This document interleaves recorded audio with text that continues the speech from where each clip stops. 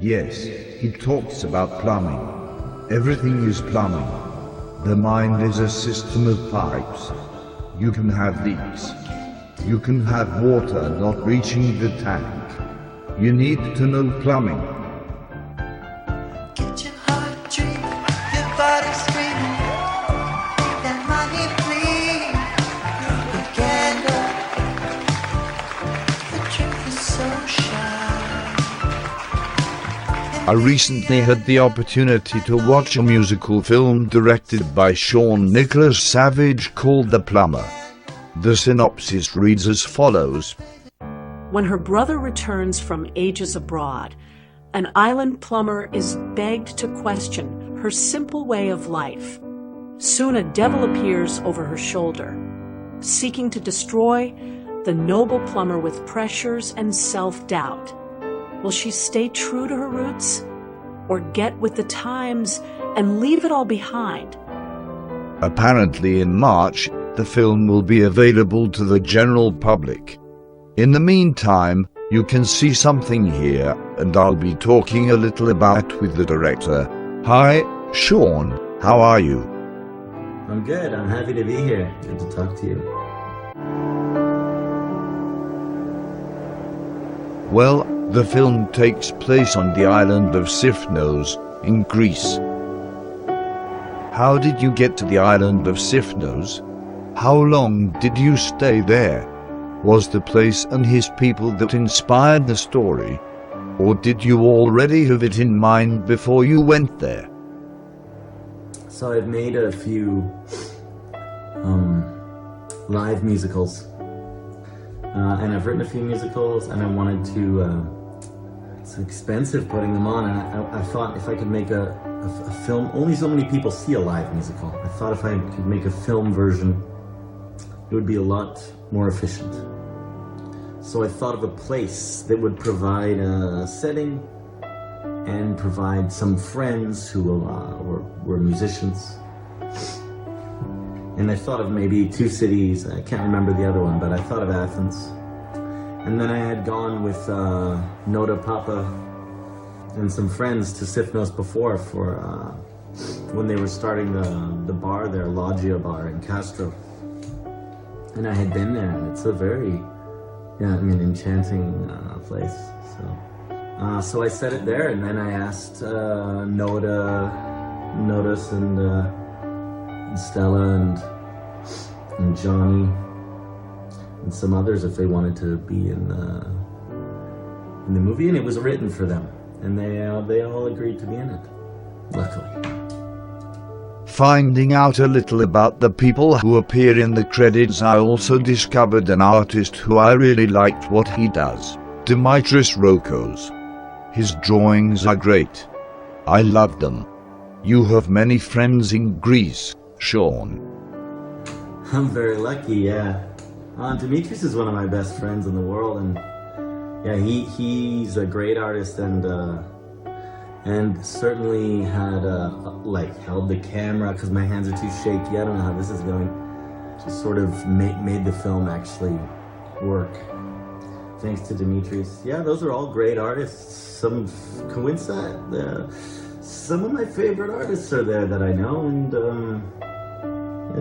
Athens is it's a fantastic place of my dreams. The people are a big part of that, as usual with things like that.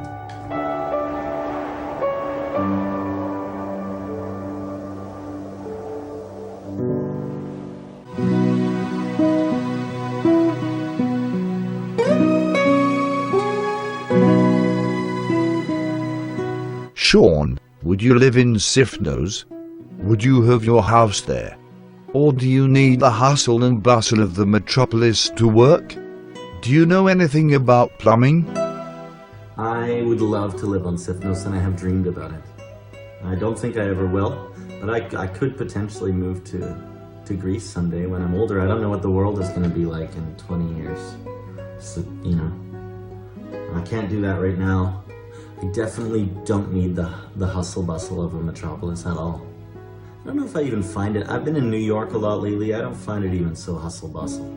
I'm not spending all my time in the Lower East Side, that would feel pretty wild, I guess. I don't need the hustle bustle. Hell no. I did a little research about plumbing before I wrote The Plumber. To get some lyrics. Also, you know, when else are you gonna look into that? Don't feel like I know so much about plumbing now. And not so much of the info I learned was applicable. Because I guess the play isn't really about plumbing if you see the movie. It's not much about plumbing. For me, it's about plumbing. Mental plumbing. On the sea, like shadows, we're sprawling,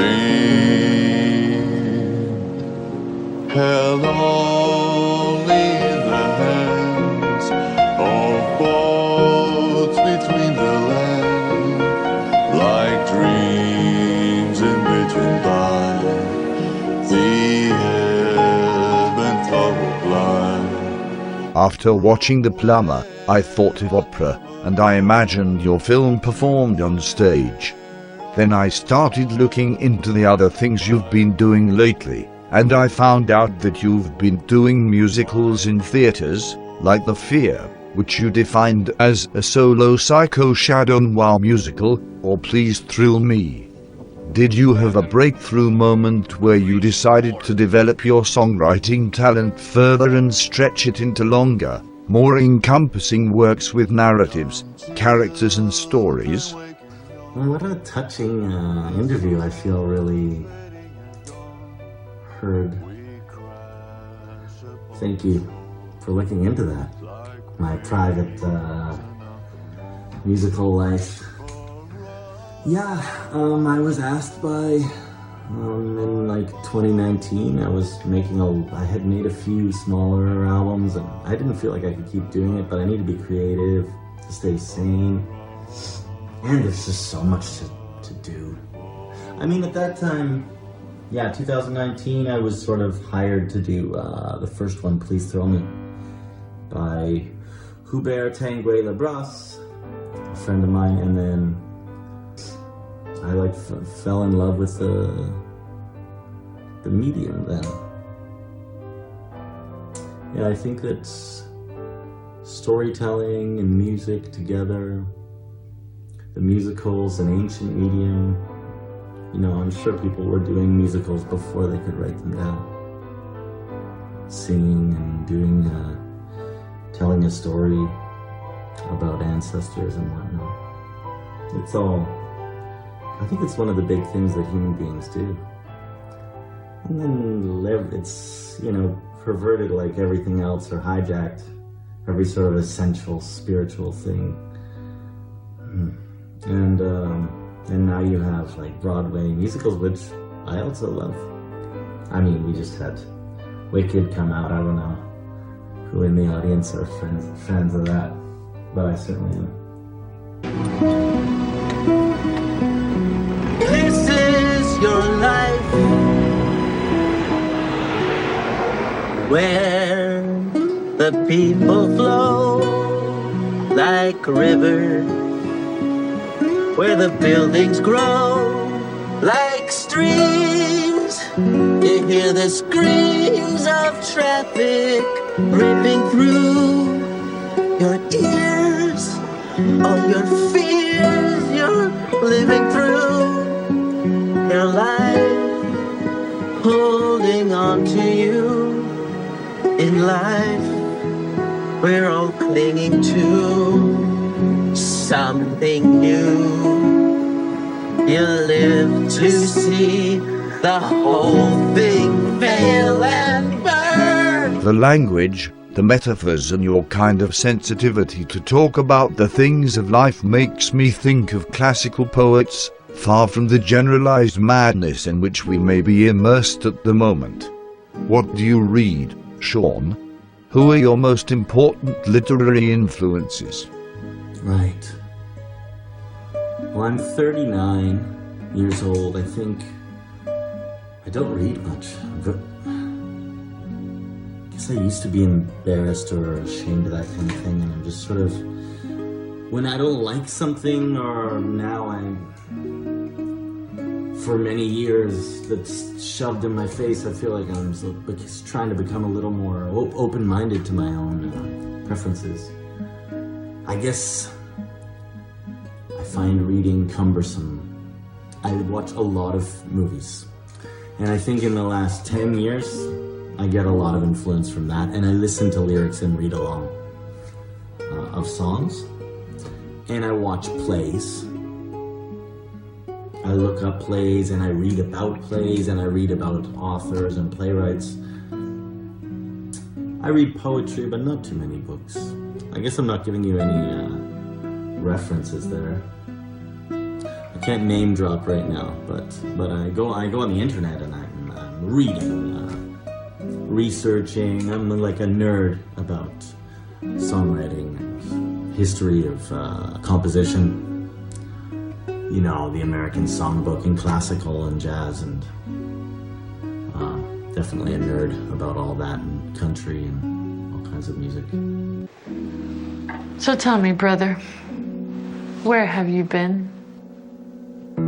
I've been living in the city, the big one you can see on a clear night from here.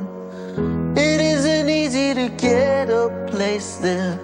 I share a room with a couple of friends. Everything happens so fast these days.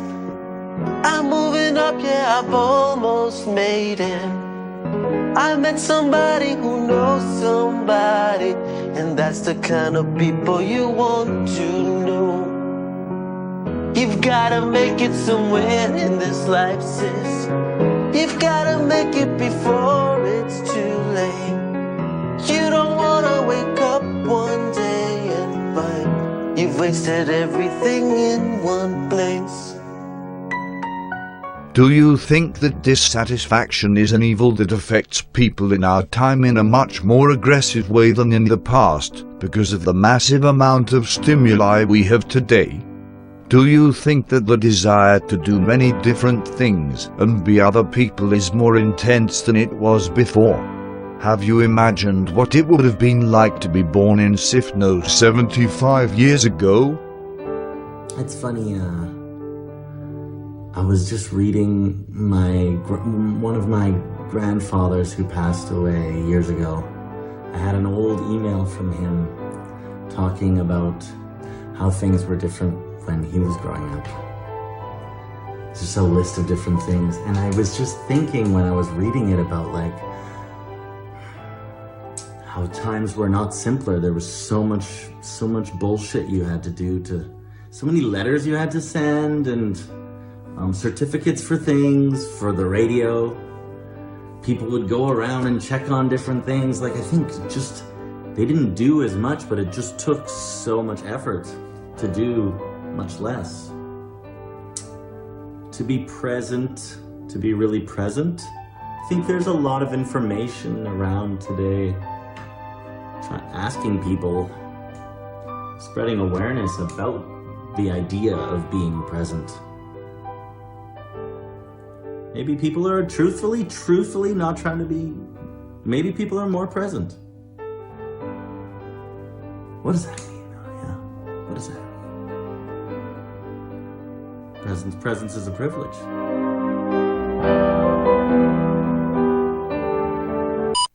If it's true that we're running out of time, then I'm taking all of mine and putting it into this poetry. And if I'm doing it all wrong, never wanted to be right, I never felt so alive as I do tonight. And if we're on a sinking ship, they say take what you can get. I'm going down with the things I love, 'cause if I never stood a chance, it doesn't matter anyway. I'll go down playing the long game. Playing the long game. What would be the short game for you? Does it exist? I don't think so. Even though the short game doesn't exist, it seems like today no one wants to play the long game. Do you agree? The short game does exist to me. The short game is, in consumerism, just nibbling away at our lives. How about the end of the world just feeling like it's the end of the world for many, many years? Whatever that abstract idea is. I mean, it's like pushed by consumerism, you know, you're always in fight or flight and in a state of desperation. If you turn up the heat, everybody buys lemonade. You open the doors, make it cold inside, everyone wants hot chocolate. You got everyone, I mean, I believe that climate change is obviously a serious issue, and there's a lot of issues that, like, yes, we need to stop what we're doing yesterday. But the feeling of hopeless end of the line, I think we're really living in the short game. That's the reason I have so much to say about it, is that's what really inspires the type of thing I'm talking about in The Plumber. Okay, but a life of short games, one short game after another, ends up being a long game. A long fragmented game. What are you doing? Funny you ask him. Not so sure. Well, that's no surprise. You sound familiar. Who are you? I'm not so sure. Well, that makes two of us. See, I'm kind of at a crossroads at the moment. I'm so in love with my craft. I spend my life with my eyes in front of the page. Yes. Suddenly, I wonder. Yes, of course. May I say? It's been my observation that one day everyone must make a choice. That they're either gonna take the torch and lead the way or fall behind. Is the devil doubting yourself? A shadow that at times covers the light of what you love. You stop seeing it, and it tries to seduce you into going in search of something else. I was surprised by your ability to clearly expose the conflicts that everyone has. The film has nothing complex, tangled, nothing extravagant. It is simple. But it is simple thanks to that ability that you have and that I am talking about. Are you thinking of making a feature film? 3. The Plumber is an hour-and-a-half film. I honestly think that with your talent you could get anywhere. The devil hasn't told you the same thing? A lot of nice compliments in there. Yeah, I dream about making a feature. Not just dream about, but I kind of curse about it. Because it's so much work to make those half-hour pieces, and I feel like it can't be that much more once the ball's rolling. And I swear to make a feature, but right now I just have to be kind of micro. I have to be micro and make a mini. I also feel something like could be made in, like one of the half-hour pieces that I've written could be made into a feature, but I haven't had the means. It's quite difficult making movies that are watchable. But even making them just long and editing that much and even, watching it all yourself. So, the devil, in regards to devils, I mean, like fear personified or like paranoia personified. Running up the stairs and something's breathing down your neck, or you're hearing voices, seeing things in the dark. The personification of your doubts and fears. That personification is whispering to me throughout the day. I have issues with that, with my mental health. I'll share it with you now. And I'm just working out and eating well and taking care. Trying to express myself and not always be in a state of fear and worry, and it's hard.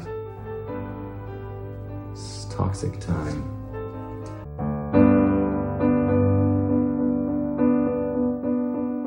Sean, tell me, how much have you screened the film? How was the reception? Is there any other way to watch it than just when you present it in person? We're going to make the film public, I hope in March. This year, I hope in March. The film will be, just free to view, probably on YouTube. It's my dream for this year. Was planning on having a screening in LA, a final, screening where everyone hasn't seen it. But I'm not sure with the fires in LA, if we're gonna have a screening in the end, or if we are, the planning is becoming, no one's really, I don't want to reach out right now and nag anyone because it's quite a serious disaster happening here. But it will be screened again, and certainly much easier to watch this year. I want to thank Nada for showing me the film and putting me in touch with you. I have really enjoyed watching the movie. If you have the chance to watch it, do it. Especially if you are an artist. And maybe you can learn some plumbing too. Thank you for speaking with us, Sean. I wish you good luck in all your future projects. Thank you for having me. Great to talk to you. Thank you. Respect. Thank you. Well, guys, that's all for today. I'll leave you with a snippet from a very emotional Sean show in Berlin in 2023. If he's playing near you, I highly recommend you go see him. Thanks for joining us. Good night. Bye.